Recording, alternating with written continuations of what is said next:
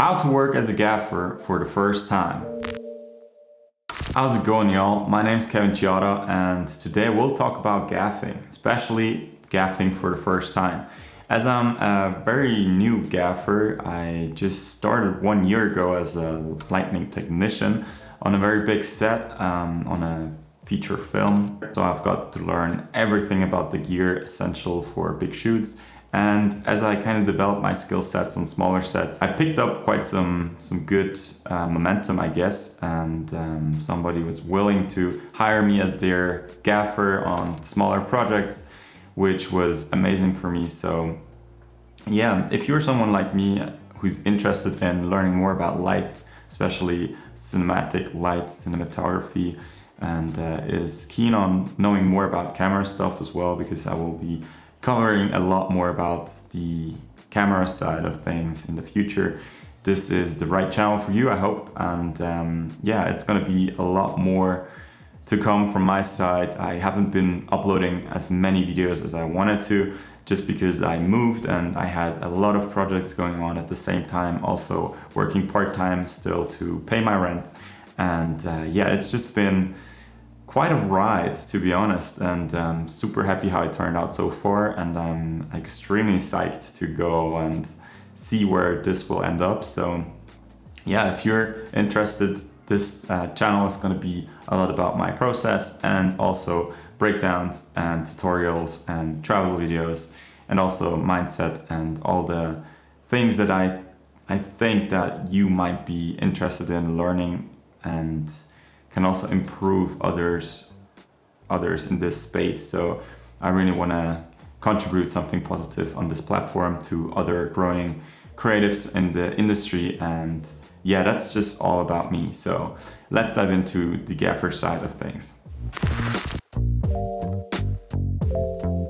Today I'll be breaking down my knowledge of gaffing and preparing for your first gig as a gaffer. It doesn't matter if you want to be a DP or a gaffer in the future, this video will provide value for you. I will be going into the details of how I would prepare for a shoot, what I would talk about with the DP to make sure that everything moves properly, and also how I would wrap things up. So let's first think about who's gonna hire you.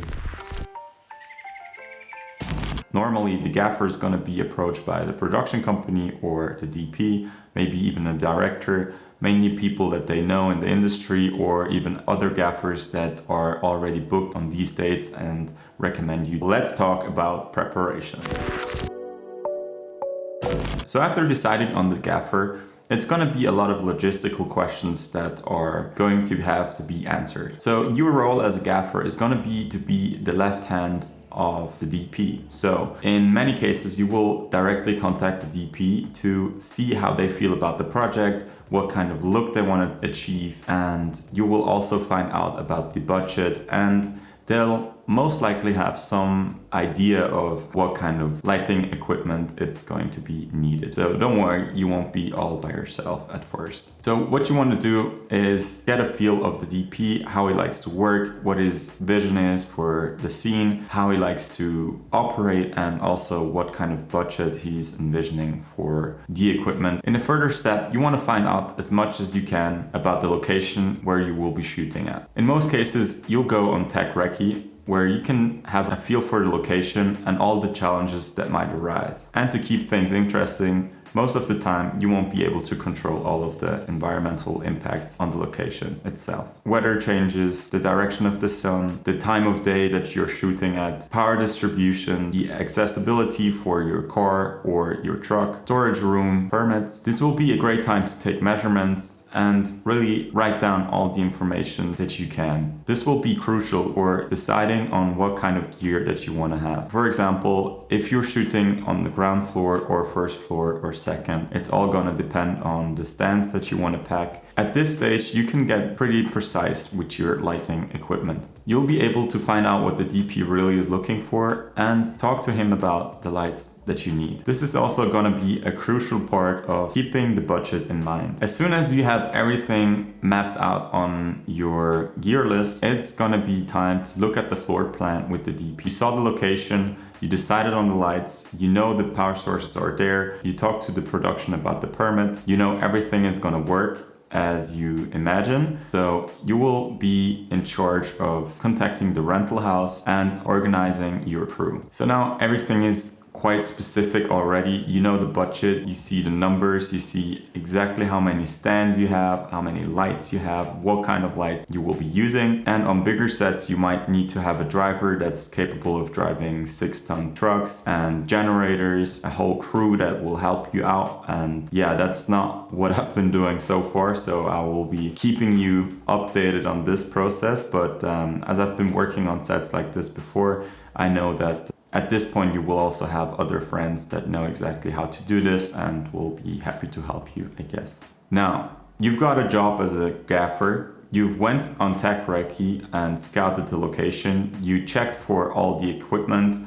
You double checked with the DP and the production. You requested a proposal from the rental house. The production company confirmed your budget and you're all set. You got your team covered. You've got your transportation organized.